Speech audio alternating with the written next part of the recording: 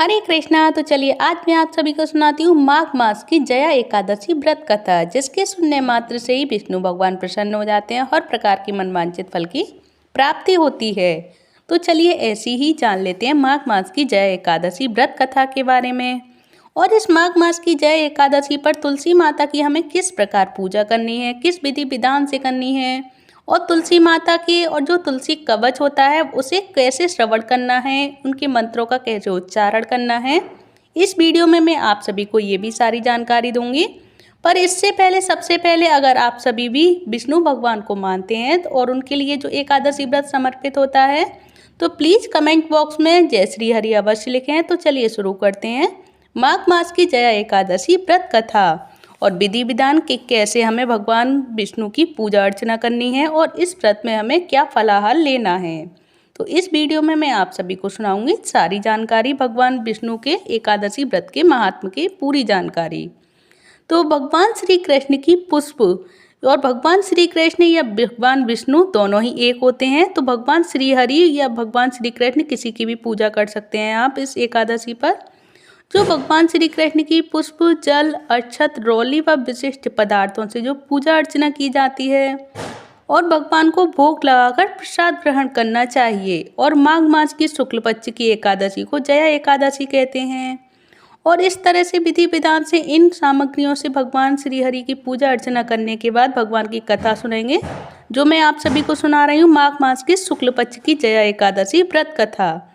तो प्राचीन काल में इंद्र की सभा में माल्यवान नाम का एक गंधर्व गीत गा रहा था, परंतु उसका मन अपनी नव यौवना पत्नी में पड़ा था। इस कारण गाते समय उसकी लय ताल बिगड़ गई और इससे इंद्र ने कुपित होकर उसे श्राप दे दिया कि तू जिसकी याद में मस्त है वह राक्षसी हो जाए। और वह अपनी गलती को स्वीकार करते हुए उन्होंने इंद्र से क्षमा मांगते हुए प्रार्थना करने लगे कि आपने जो श्राप दिया है उसे आप वापस ले लें। परंतु इंद्र ने उसे सभा से बाहर निकलवा दिया और अपने घर आने पर उसने देखा कि वास्तव में उसकी पत्नी राक्षसी बन चुकी है। और श्राप के निवारण के लिए उसने अनेक यत्न किए, परंतु सब निष्फल रहे। अचानक एक दिन उनकी भेंट ऋषि नारद से हो गई और नारद जी ने उन्हें श्राप की निवृत्ति के लिए माघ मास की शुक्ल पक्ष की एकादशी का व्रत तथा भगवत कीर्तन करने की सलाह दी। तो माल्यवान गंधर्व ने एकादशी का व्रत किया, जिसके प्रभाव से उसकी पत्नी पिशाच देह से छूट गई और अति सुंदर देह धारण करके दोनों स्वर्गलोक को चले गए। तो ये है माघ मास के शुक्ल पक्ष की जया एकादशी की व्रत कथा, जिसके सुनने मात्र से ही हर प्रकार की जय होती है। यानी कि जैसे ही कि जया नाम की जो एकादशी है, इसका नाम से ही पता चलता है जया एकादशी मतलब हर काम में, हर क्षेत्र में विजय होना, यानी कि जय होना।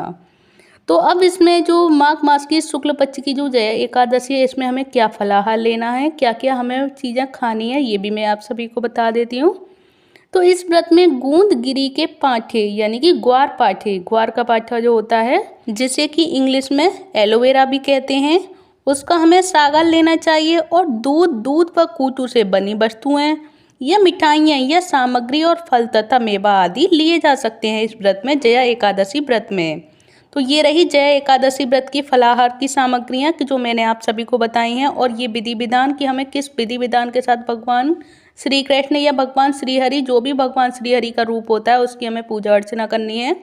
तो एक बार फिर से बता देती हूँ, जो भगवान श्री कृष्ण या श्री हरि की पुष्प, जल, अक्षत, रोली व विशिष्ट पदार्थों से जो पूजा की जाती है भगवान श्री हरि या भगवान कृष्ण की, जो भी भगवान को हम मानते हैं श्री हरि के रूप में, और भगवान को भोग लगाकर प्रसाद ग्रहण करना चाहिए और माघ मास के शुक्ल पक्ष की ये कथा सुननी चाहिए जो मैंने आप सभी को सुनाई है। तो चलिए अब मैं आप सभी को बता देती हूँ कि माघ मास में हमें और जया एकादशी वाले दिन तुलसी माता का हमें कौन सा उपाय करना चाहिए, और तुलसी माता को प्रसन्न करने के लिए, जो कि भगवान श्री हरि के लिए समर्पित होती हैं, और भगवान विष्णु को प्रसन्न करने के लिए तुलसी माता का क्या उपाय है और क्या हमें उपयोग करना चाहिए। तो चलिए ये भी जान लेते हैं। अब भगवान श्री हरि का नाम लेते हुए चलिए जानते हैं ये उसमें हमें तुलसी माता की किस प्रकार पूजन करना है, किस प्रकार उन्हें मनाना है। यानी कि तुलसी जी का मैं कवच का पाठ पढ़ के सुनाऊंगी आप सभी को। जिससे भगवान विष्णु प्रसन्न हो जाते हैं सुनने मात्र से ही। तो ऐसा विष्णु कवच और ऐसा तुलसी कवच कौन सा है जिससे पढ़ने और सुनने मात्र से ही भगवान विष्णु प्रसन्न हो जाएंगे? क्योंकि एकादशी का व्रत तो है ही भगवान विष्णु को समर्पित, तो इसमें हमें कौन सा कवच पाठ सुनना चाहिए, पढ़ना चाहिए, जिससे भगवान विष्णु हमारी हर मनवांछित फल की प्राप्ति हमें करा दें। तो चलिए जानते हैं। और जो एकादशी इस बार आने वाली है, जो बहुत मंगलकारी मानी जा रही है, और इस दिन भगवान विष्णु की पूजा करने का विधान है, क्यों है, और यह दिन भगवान विष्णु को समर्पित है, और यह सबसे पावन दिनों में से एक माना गया है। धार्मिक मान्यताओं के अनुसार लोग इस दिन भगवान विष्णु के लिए व्रत रखते हैं और श्री हरि की खास पूजा अर्चना करते हैं। कहा जाता है कि इस तिथि पर तुलसी पूजन भी अवश्य करना चाहिए, इससे भगवान विष्णु प्रसन्न होते हैं। ऐसे में सुबह उठकर तुलसी के पौधे में जल चढ़ाएं और उन्हें फूल, माला और मिठाई आदि चीज़ें अर्पित करें। इसके बाद फिर उनके समक्ष देसी घी का दीपक जलाएं और फिर माता रानी की आरती करें, और आरती के पश्चात तुलसी कवच पढ़ें, जो भगवान विष्णु को बहुत प्रिय है और जिससे भगवान विष्णु खुश और प्रसन्न हो जाते हैं। और इसके बाद पूजा अर्चना करने के पश्चात ऐसा करने से आपका सोया हुआ भाग्य भी जग जाएगा। इसके साथ ही घर में कभी धन की जुड़ी कोई समस्या नहीं आएगी। तुलसी कवच का पाठ पढ़ना है, और अगर नहीं पढ़ना है तो आप सुन तो अवश्य सकते हैं अपने मोबाइलों के द्वारा, क्योंकि मैं आप सभी को पढ़ के सुनाऊंगी। क्योंकि मैं भी देख के ही पढ़ रही हूँ, तो आप सभी भी देख के पढ़ सकते हैं या सुन सकते हैं या बोल सकते हैं, कैसे भी, जो भी आपको सही लगे, पर सुनना तो अवश्य ही है। और इसको अगर 21 बार सुने तो और ज़्यादा ये फलदायी बन जाता है तुलसी कवच। तो मैं आप सभी से कहूँगी ज़्यादा से ज़्यादा सुने और ज़्यादा से ज़्यादा इसे शेयर भी करें, जिससे कि जिसको नहीं आती हो वो भी सुन पाएँ और पढ़ पाएँ और इसका लाभ भी प्राप्त कर पाएँ कि तुलसी कवच कौन सा होता है और क्या होता है। तो चलिए मेरे साथ साथ रिपीट कर सकते हैं आप सभी भी। तो जय तुलसी माता का नाम लेके कमेंट बॉक्स में श्री हरि अवश्य लिखें। तुलसी श्री महादेवी नमः पंकज धारिणी, तुलसी श्री महादेवी नमः पंकज धारिणी, शिरों में तुलसी पातु भालम पातु यशस्विनी, शिरों में तुलसी पातु भालम पातु यशस्विनी, दृश्यों में पदनयना श्री सखी श्रवणे मम, दृश्यों में पदनयना श्री सखी श्रवणे मम, घ्राणं पातु सुगंधा में मुखम च समुखी मम, घ्राणं पातु सुगंधा में मुखम च सुमुखी मम, जिह्वा में पातु शुभदा कंठम विद्यामयी मम, जिह्वा में पातु शुभदा कंठम विद्यामयी मम, स्कंधो कवहारिणी पातु हृदयं विष्णु वल्लभा, स्कंदो कवहारिणी पातु हृदयं विष्णु वल्लभा,